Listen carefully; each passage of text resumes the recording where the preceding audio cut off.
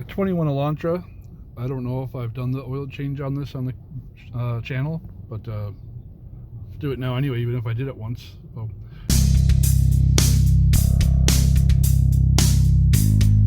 First thing I want to do is I want to reset the oil light, but you know, I'm pushing this button here till we come up to user settings. Then you can scan up or down using this to service interval. And let's go down to reset, and there we go, we got it reset. If you want to adjust it, you can go in here and do your adjustments. Well, that's very easy. Let's get back to the other stuff. Part of what I do for these just oil changes, I'm going to check all the fluids. So you can see here, coolant's low, I'm going to add. Washer fluid I'm going to add. I'm going to check to see where the oil is at now to make sure there's nothing weird going on where there's no oil or they're neglecting it. I'd like to note that. Got the two fluids topped off. See there? You got washer fluid. It's going to take 0.20. Take the cap off for now. Now this has 16,000 miles. So I am going to check the cabin filter, because those are usually recommended about every 15. Now these don't have the twist things on the side. So you're just going to pinch the whole thing together and then drop it down that way. If I can set this up to see. I don't know if you can see that. Alright, it just all drops off.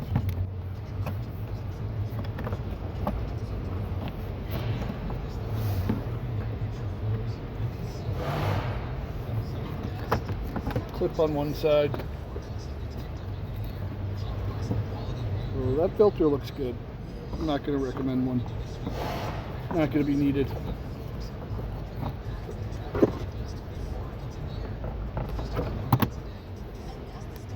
Put it all back together.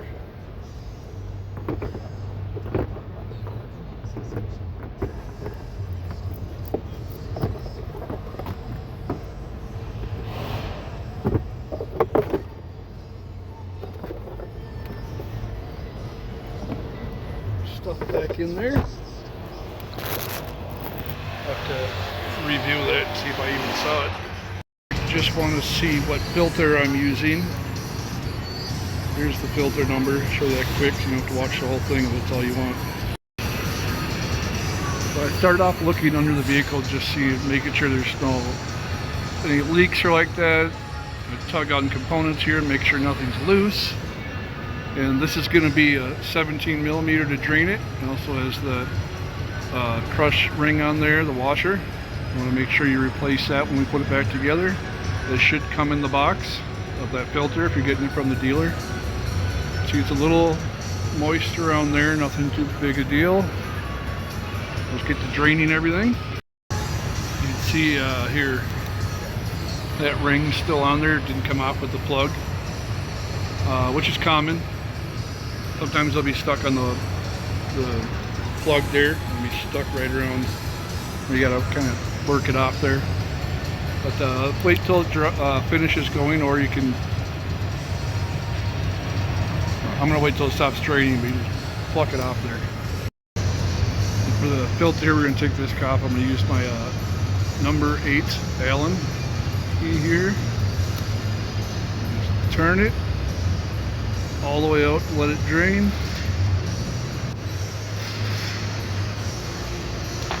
There we go. We can let these drain.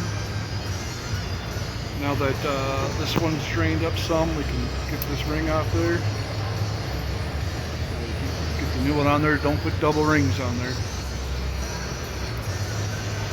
This one's also getting a tire rotation, which I'm not going to show because that's not something you're going to want to do in your driveway. It's so much easier to rotate tires when it's up on a lift. But you can note that a tire rotation should be done every other oil change to get the most life out of your tires and to prevent like cuffing and weird wear and all that kind of stuff. It's just good to rotate them every other oil change. So while everything's draining, let's take a look at what's in the box. Here's part number again. At least I hope they gave me the right one. So right in the top lid here, we got the replacement where that Allen key was that we used to remove. So we're going to replace that. We took the old one off, don't put it back on, put the new one on. We got our filter. And we got the new crush washer here we're going to use. So make sure you got the old one off. And we got the new rubber gasket, so we're going to make sure we take the old one off of that. You see it has a little notch there. And when you put it in there, you're going to want to make sure that's facing up. That's a little tab to kind of grab it to pull it out. We got it drained. I got my new plug here. Put that on there. And just to make sure it's snug, you don't want to torque this down. Anything over a hand tight, you don't even need to go the full strength of your hand. You just want to make sure it's all the way seated. And then now I'll take the plug or the socket to take this whole casing off. Like that, I got a 27 millimeter. Put it on there and just like any other thing, just take it off. I'm not going to be able to do that one-handed. So I just twist it off, got that off. I'm just going to pull this filter out the middle. See the gasket right there, that little tab. It just sits right around the outside there. Sometimes you can pull it with your fingers, sometimes I just take a needle nose to get it out. Pull that out.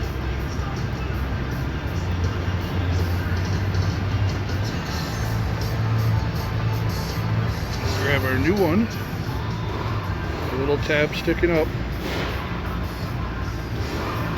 Set that in there. I'm just going to run my finger, get a little bit seal on there. The new filter on there. Put that back up here. And it goes on just about all the way with your hand. And then I'm going to take my wrench and just kind of a little bit snug it up. You don't want to over tighten these, you're going to strip out the plastic. And you can see the gap there. Well, there's no gap there. So now you know it's on all the way and it's snug.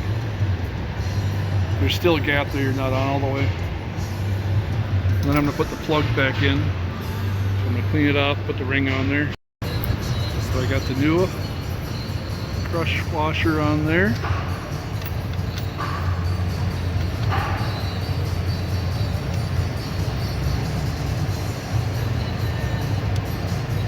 So if it's not threaded in by hand, you're cross-threading it, which is something you don't want to do. That's why most bolts I try to get started or go as far as I can with my hand or a good amount.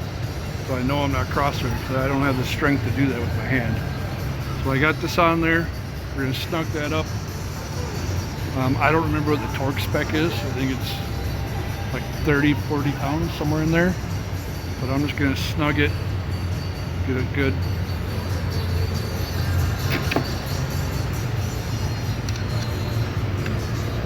Get my wrench on there, 17. Nice and snug there. I don't need to over torque that either. So now I got all that taken care of. There's no underbody shields to take off or anything like that. Get out of the way. Now I'll bring it back down to, add oil. Get all that done with 020. So I'm going to get my 020 oil. I think it's 4 quarts. Got my oil. I got 4 quarts here. I'm not going to put in all 4. I'm going to do about 3 or 3.5 and then check it. I end up checking these multiple times just because I don't want to overfill them. I've done before, and then I have to go and drain it and do it all over again.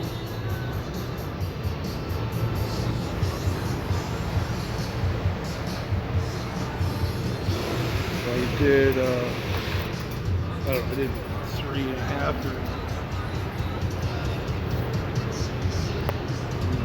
check where it's at.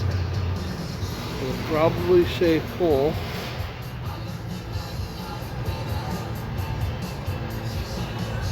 It doesn't, I mean, it's on the stick towards the bottom there. So we can add more. So I'll put the rest of it in.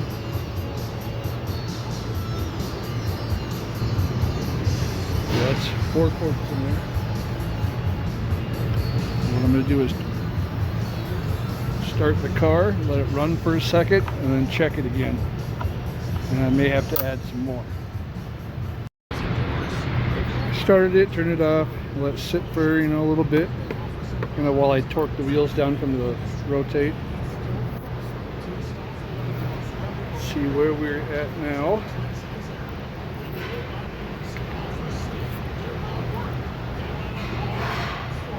You see I'm still low, if it ever focuses. There we go. So I'm going to add some more oil.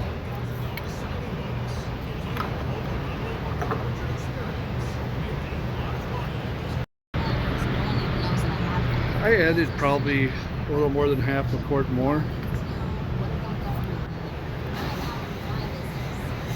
So we're looking good now, but I also added some, checked it, added some, checked it. You may have to do it multiple times. I know I do. I check it multiple times so I don't overfill it. Put a little bit in, check it, put a little bit in, check it. We got that all good. And that's all there is. So, make sure you subscribe if you're not already. If I get to 1,000, I'll buy something to hold this camera in places. Actually, it's just my phone, but I'll buy something to hold it.